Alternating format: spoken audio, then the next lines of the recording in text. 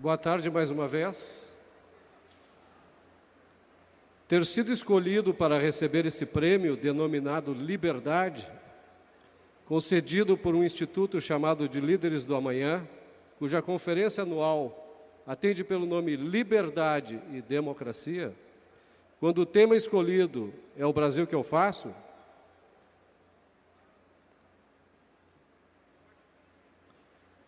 me fez pensar o que eu fiz para estar aqui.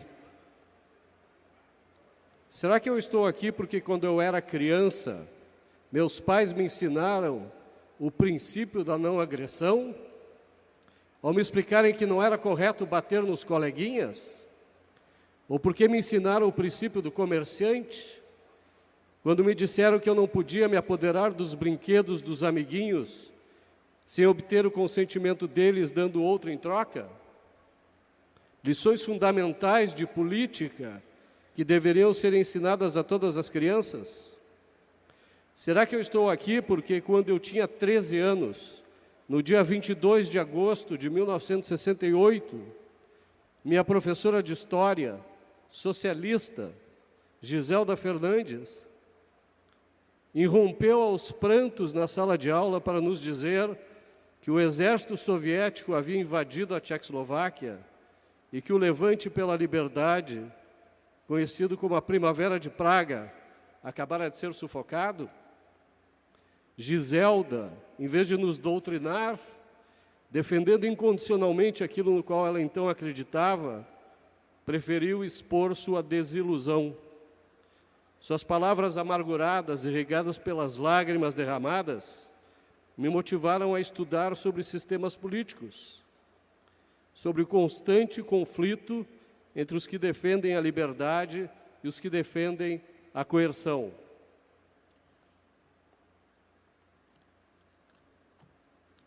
Será que eu estou aqui porque em 1974 eu editei e distribuí o jornalzinho liberal subversivo do Diretório Acadêmico da Faculdade de Ciências Econômicas da Universidade Federal do Rio Grande do Sul, onde eu criticava as ingerências do governo na economia, o que me fez ser um dos raros liberais fechados no DOPS, se não único, para desconcerto dos agentes do governo e dos próprios estudantes esquerdistas? Será que eu estou aqui porque em 1984, como na distopia criada por George Orwell, já experimentávamos o politicamente correto, o duplo pensar, a novilíngua, o crime-ideia, a tirania do pós-modernismo niilista no meio acadêmico-cultural e do estatismo corporativista no meio econômico e associativo, engendrado por empresários, sindicatos, políticos e intelectuais, irmanados para capturarem o Estado, almejando ganhos imerecidos, o que me levou, em parceria com meu amigo William Ling, a idealizar e criar uma instituição que combatesse o coletivismo estatista e defendesse a livre iniciativa, a propriedade privada, o Estado de Direito e o livre mercado, instituição que passou a se chamar Instituto de Estudos Empresariais, o IEE, que há mais de 30 anos promove o Fórum da Liberdade? Será que eu estou aqui porque em 1986, no fatídico ano do famigerado Plano Cruzado, em que empresários eram perseguidos e execrados nas lojas, nas indústrias e nos campos, por um governo que quase transformou o Brasil numa Venezuela, como essa dos dias de hoje, fundei e dirigi com meu amigo Winston Ling, o Instituto Liberal do Rio Grande do Sul, hoje Instituto Liberdade, aproveitando o trabalho pioneiro de Donald Stewart Jr., com o Instituto Liberal do Rio de Janeiro? Será que eu estou aqui porque em 2012, depois de quase 20 anos afastado do movimento liberal, fui convidado a voltar para o IEE como conselheiro para tentar levar aos jovens que participavam da instituição aquela gana atávica de quem foi educado como um liberal desde pequeno? Ou será que eu estou aqui porque, em 2014, 30 anos depois de ter fundado o IEE, fundei o Instituto Atlantos, junto com meus jovens amigos, com idade para serem meus filhos, Guilherme Benezra, Vitória Jardim, Matheus Galli, Lucas Correia, Lucas Scalzilli e Gabriel Dibi, porque entendíamos que precisávamos combater a doutrinação marxista nas salas de aula das faculdades de Economia, Direito, Filosofia, entre outras? A resposta do porquê de eu estar aqui, recebendo o Prêmio Liberdade, concedido pelos líderes do amanhã, não me cabe. Me cabe apenas dizer por que eu fiz o que fiz. Eu sou pai de 3 filhos e prometi a mim mesmo educá-los como os meus pais me educaram, com base no princípio da não agressão, no princípio do comerciante, nos mesmos valores ideais liberais que todos aqui defendemos ou deveríamos defender. Prometi que meus filhos seriam formados para terem mentes livres e independentes, para poderem viver por sua própria conta em qualquer lugar do mundo que eles quisessem. Nisso posso me considerar realizado. Porém, entendi também que se essa tarefa para um pai é necessária, ela não é suficiente. Por isso, meus amigos, tenho dedicado minha vida na defesa das ideias que nos permitiriam criar uma sociedade civilizada, livre e próspera, onde eu, meus filhos, os filhos deles, vocês e os filhos de vocês, não precisassem fugir da terra onde foram criados. Antes de encerrar, proponho uma reflexão aos líderes do amanhã. Acabamos de tirar do poder uma organização criminosa que se aproveitou da democracia para suprimir a nossa liberdade e se apropriar do que é de cada um. Acabamos de eleger um novo presidente que declarou recentemente que queria governar para as maiorias e, se as minorias não se adequassem, deveriam desaparecer.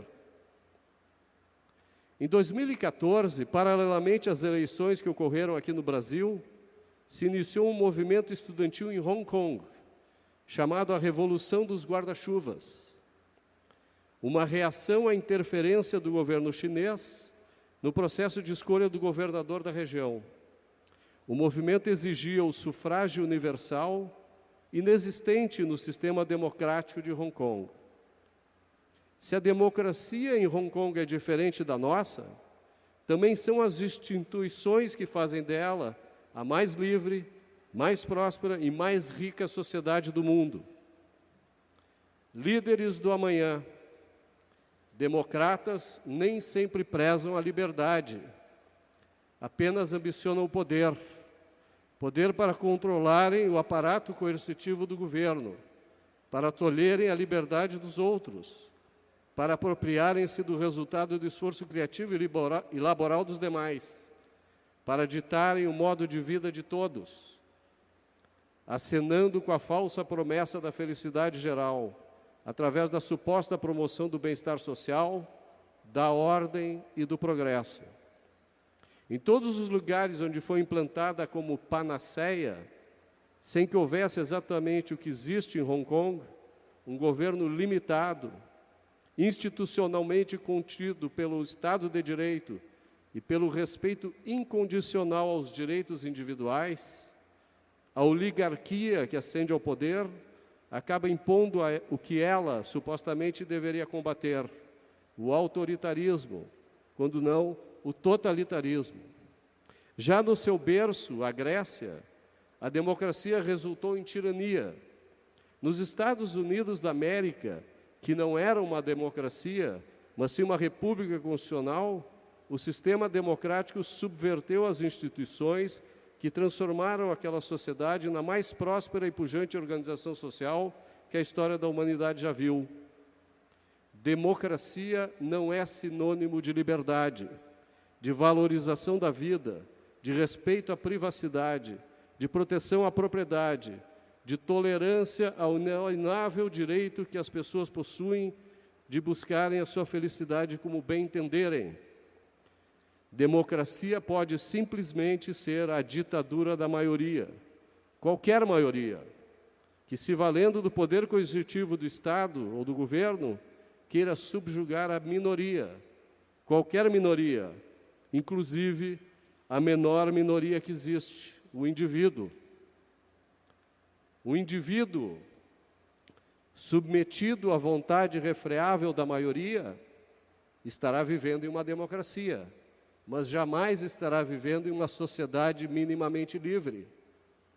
Talvez os estudantes de Hong Kong, cujos antepassados migraram para lá em busca da liberdade que as instituições vigentes lhe garantiam, não soubessem efetivamente o que significa uma democracia. Nós aqui, com a experiência democrática que temos, talvez nunca venhamos a saber o que é uma sociedade verdadeiramente livre. Precisamos impedir que a democracia esteja a serviço da tirania. No entanto, se eventualmente a liberdade estiver em perigo, não esqueça que você é dono do seu destino. Como dizia Benjamin Franklin, um dos pais fundadores dos Estados Unidos da América, onde a liberdade habita, lá é o meu país. Se a liberdade não consegue habitar entre nós, meus caros, só resta perguntar: quem é John Galt? Aos líderes do amanhã, através da sua diretoria presidida por Eduardo Lindenberg de Azevedo, recebo e agradeço comovido essa premiação. Muito obrigado.